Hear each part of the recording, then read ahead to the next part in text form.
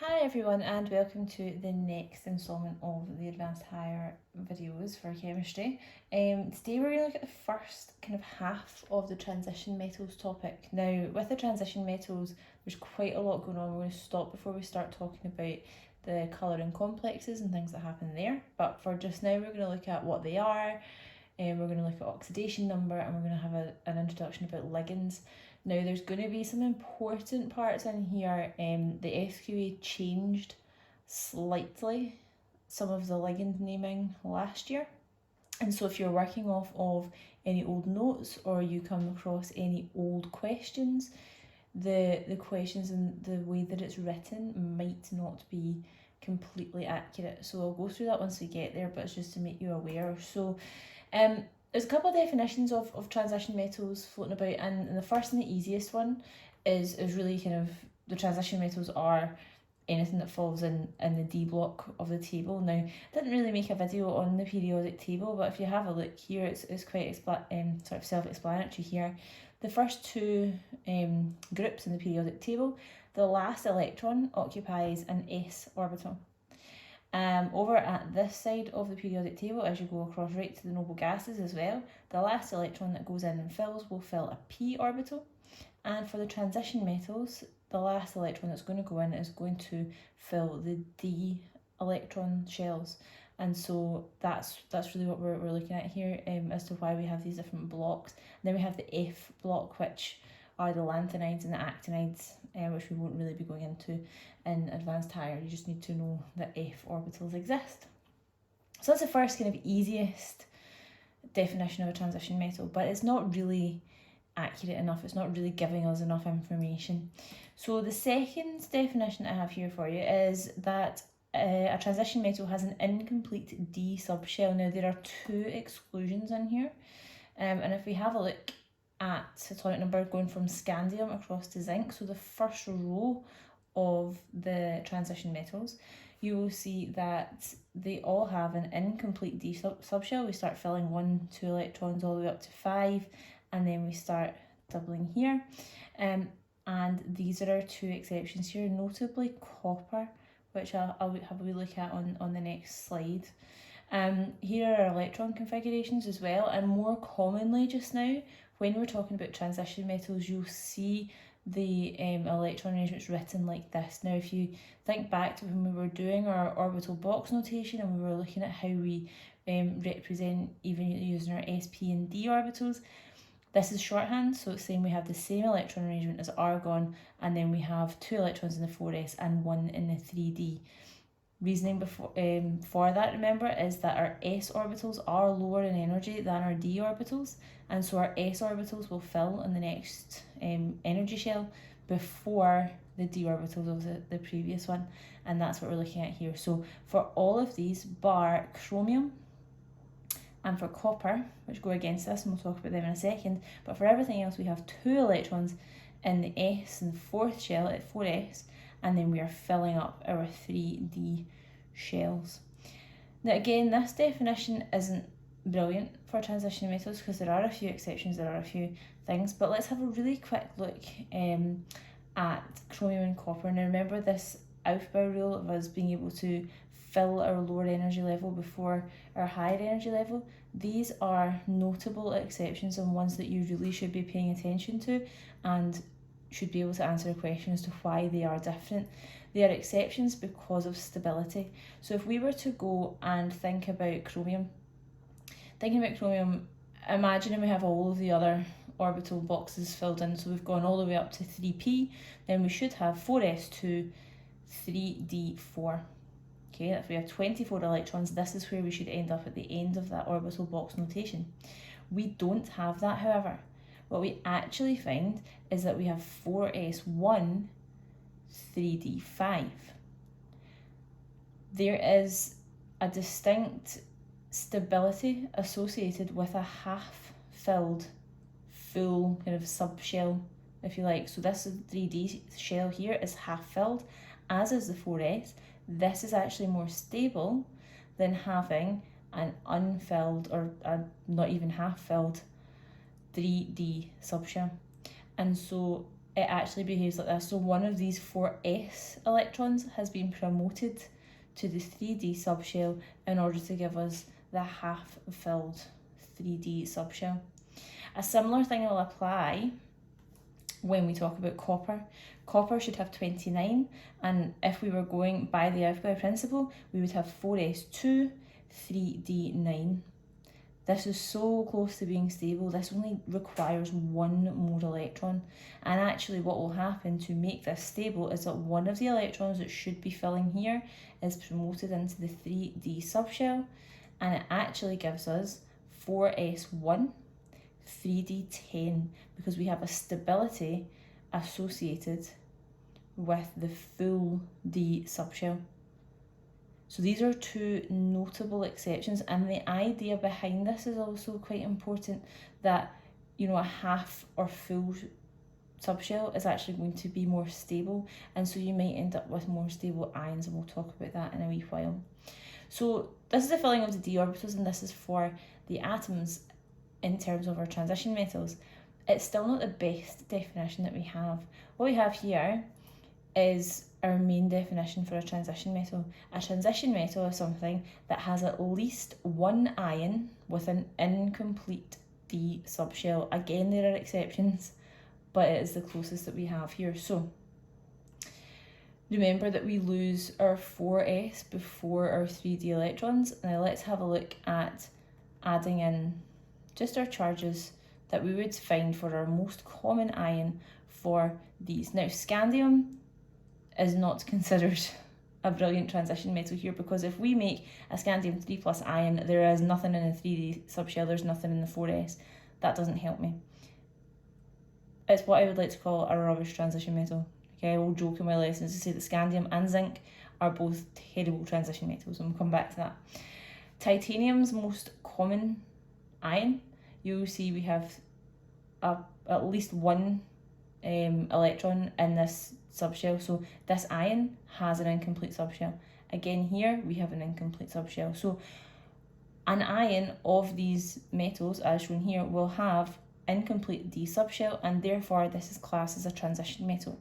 With scandium as a exception, because it only forms scandium 3 plus, and zinc as an exception, because zinc will only form zinc 2 plus. We take away our 4s2, but it has a full 3D subshell, so it doesn't have an incomplete D subshell, and that is why zinc, along with scandium, is also a pretty rubbish transition metal. So they're excluded by this definition, but we do tend to class them as transition metals, but this is the definition that we're going to go with. This is really just explaining scandium and zinc again. Scandium only forms 3 plus, and so we completely lose our d orbitals here, so it's not an incomplete D subshell, it's just a non-existent D subshell. Again, zinc only forms 2 plus, because we end up having a full D subshell, which you already know from National 5 knowledge that breaking into a new subshell is usually energetically unfavourable, and so zinc actually only has one ion, which is 2 plus. I'll explain what I mean by one ion and multiple ions in a second. So they don't actually show typical properties that we would associate with our transition metals. Usually a transition metal can actually form an ion that are multiple different ions. So we are used to group 1 in the periodic table only forming a single positive charge, group 2 2 plus, group 3 3 plus, and so on. The transition metals have what we call a variable oxidation state, and you can have different ions. For example, iron can form iron 3 plus, it can also form iron 2 plus. And so that is one characteristic of a transition metal. Scandium and zinc can only form one. Next one, they can produce coloured compounds. Okay, the compounds of transition metals are usually really nice and brightly coloured and quite pretty to look at. Scandium and zinc only form white compounds. Again, not fitting the definition of our transition metals.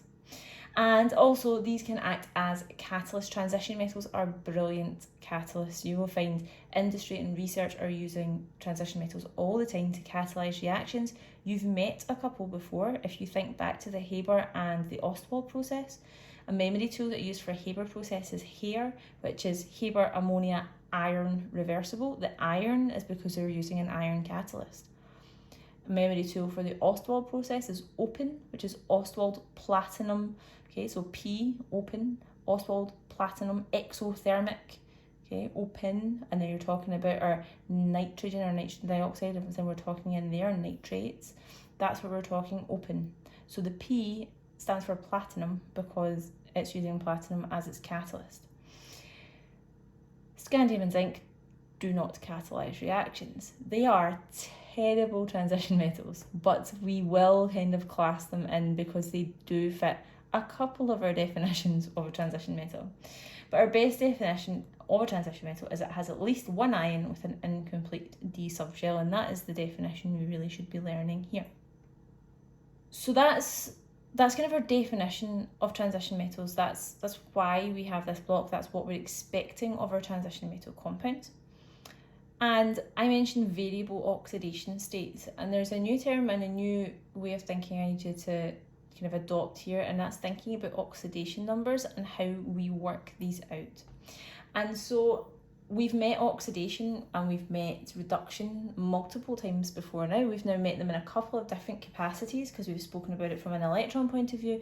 We've also spoken about it from an oxygen and hydrogen ratio point of view. We're going to think back to our electrons here, and oil rig, oxidation is loss, reduction is gain.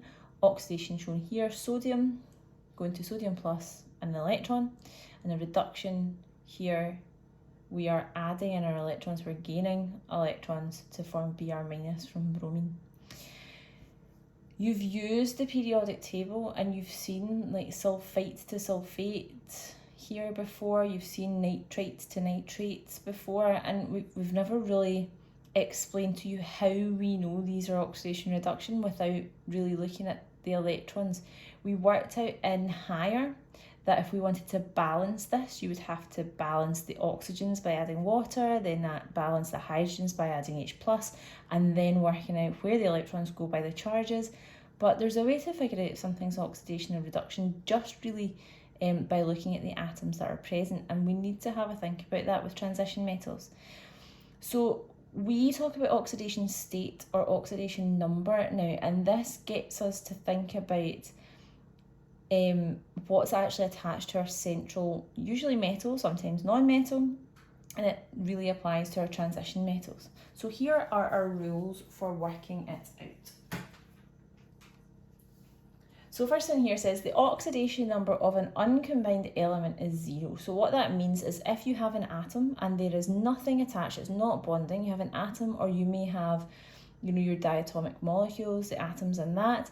If you have an uncombined element that is not in a compound, then we would say that it has an oxidation number of 0. If you have monatomic ions, the oxidation number is the same as the charge on the ion. So oxygen 2-, the charge is 2-, its oxidation number is just -2. So we've just taken the charge, but instead of now doing 2-, we're putting the minus first and saying -2. Oxidation numbers, we're flipping the number and the charge, okay? In neutral compounds, the sum of all the oxidation numbers for the atoms is equal to 0. If you have a compound, okay, if you have a compound, everything's stable, overall there is going to be no charge in that compound. Think of water, H2O, no charges. So within that, there must be oxidation numbers that balance each other out. That's what we're talking about here. So in a neutral compound, if you add up all of the oxidation numbers for the atoms in that compound or ions, then that is equal to 0. It balances. And in a polyatomic ion, think of sulfate, SO4, 2-. Overall, SO4, 2- has a charge of 2-. So the sum of the oxidation numbers for the atoms in that must equate to 2-. So think of the overall, whether it's a polyatomic ion or whether it's a molecule, think of the overall charge. The sum of the oxidation numbers must add up to that overall charge. And here's an example, because that's quite a lot to think about. So if we're looking at sulfur and sulfuric acid, we're not talking about transition metals just now. This applies to not just transition metals, and this is an easier example. So sulfur, We want to work out sulfur, but we know that oxygen, when it is an ion, has a -2 or 2- charge. If it has a 2- charge, its oxidation number is -2, and there are 4 of them. So there's 4 of them, that gives us -8 from oxygen. Hydrogen, okay, hydrogen's ion will be plus. There are 2 of them, so that's going to be 2 plus. 2 plus -8 gives me overall, if you think on it, -6. Yeah, -8 plus 2 gives me -6. So sulfur must balance that -6 that's coming from the other atoms that are attached to it, because overall this is neutral. So if hydrogens and oxygens together are a -6 with the numbers we have, sulfur itself must be +6. And we've set it out here almost like a sum. If overall this is neutral, it equals 0. So I've got -8 here, I've got plus sulfur.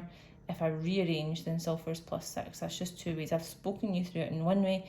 We've written it out here as a sum in a slightly different way, but it's up to you the way that you decide to do it. And so there's a few different examples that we can try, we can have a look at, and when we switch to the paper, we'll do a couple of these just to show you. So the first one there, A is asking us to work out manganese in manganese fluoride. So this is telling me that it's the manganese I'm trying to work out. Overall, this is neutral. Yeah, there's no charge associated to manganese fluoride at all. Fluorine ions are negatively charged, and so the oxidation number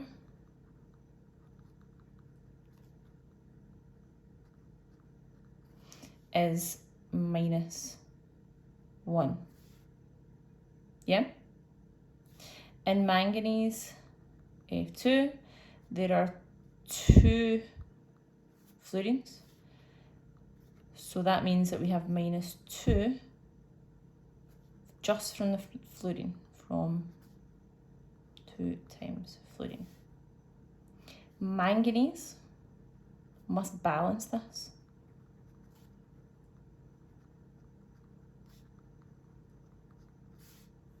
Manganese must be +2. Yeah, if I've got 2 fluorines, each one's negative, that's 2-. This has to be 2 or +2. Remember, my oxidation number is not going to be 2 plus like a charge, it's going to be +2. Let's have a look, let's go a wee bit further down. Let's stick with manganese. Let's go with G that's on that page as well. So I've got manganese, O4, 2-. Okay. Overall, I need to get to -2. That's my overall oxidation number I'm trying to get to. Oxygen has a 2- charge. There are 4 oxygens, so that's going to be a -8 oxidation number from oxygen. I want to get from -8 from the oxygen, but overall I'm 2-, I'm -2, aren't I? So in order to get from -8 to -2, I need to add 6, don't I? To get from -8 to -2 overall, must add 6. Therefore, manganese is in a +6 oxidation state, or has a +6 oxidation number. Can you see that? You see where we're going from this? So this is us working out our oxidation numbers, and you can do this for metals, you can do this for non-metals, you can do this for something that has more than one atom attached into it. Okay, How do we work out if something is an oxidation or reduction? We're going to skip right back to the PowerPoint slides just now. The easiest way to work out now if something is an oxidation or reduction is to see what happens to the oxidation number. If the oxidation number increases, it's oxidation. If it decreases, it's reduction. So look at this. If we were to go from permanganate, MnO4 minus, to Mn2 plus, just to manganese ions, we're going from +7 to +2. We are going down in number, aren't we? So we're going down by 5. Because there's a decrease in oxidation state, then this is reduction. And if we build up the entire equation, like we did in higher, you will see that because we have to put the electrons here, we're gaining them, and so it is reduction. Remember, if we have high oxidation states like this, +7 is really high, then they are likely to be very good oxidizing agents. Looking here, okay, we have sulfite to sulfate. We are going from +4 to +6. We are now increasing the oxidation state of the sulfur. Sulfur is actually being oxidized here. And again, if you make up the ion electron equation, you end up with electrons on this side, they're being lost, and therefore you have oxidation. If you have a low oxidation state, okay, really low oxidation states, they're more likely to be a reducing agent. So this is just building on what we've done through National 5 into higher. We went into a lot of detail in higher. And this is really just showing you another way of doing it, another way of looking at it, particularly if we were going to talk about transition metal compounds now. There's a couple up on the screen. Let's have a look at the bottom one just now. Let's go for the harder ones when we're doing it as an example. So if I have back to the page just now, Cr2O7, 2 minus, going to 2 Cr3 plus. So each of these chromiums is in a +3 oxidation state. It's just the charge on the single ion, and I'm happy with that. Let's have a look here. Oxygen, that's 7 times -2, -14, yeah? So we've got 7, oxygen always has a 2 minus charge, so its oxidation number is -2, so that's -14. Overall, the compound is -2. I need to get from -14 to -2. Cr2, because there's 2 of them, equals +12. So one chromium must be in a +6 oxidation number.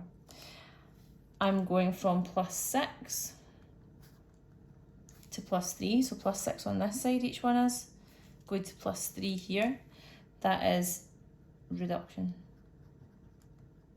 Because I am reducing the number from here to there, I have a reduction reaction. Just talking through that again, the single ion here, its oxidation number is what its charge is.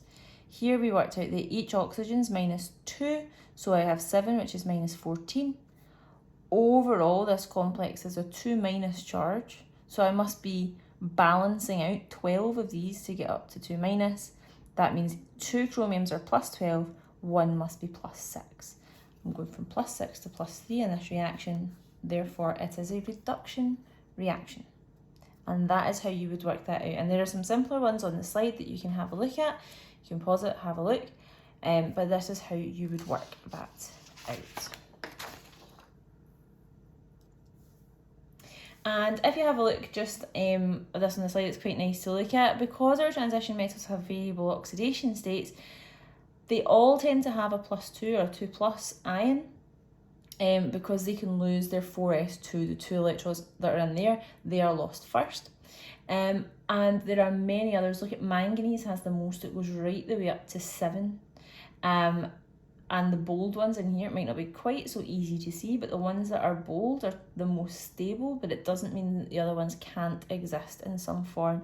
But so many different oxidation states means so many different compounds that you could have with these transition metals in them, which means they are so versatile and can be used for a variety of different things.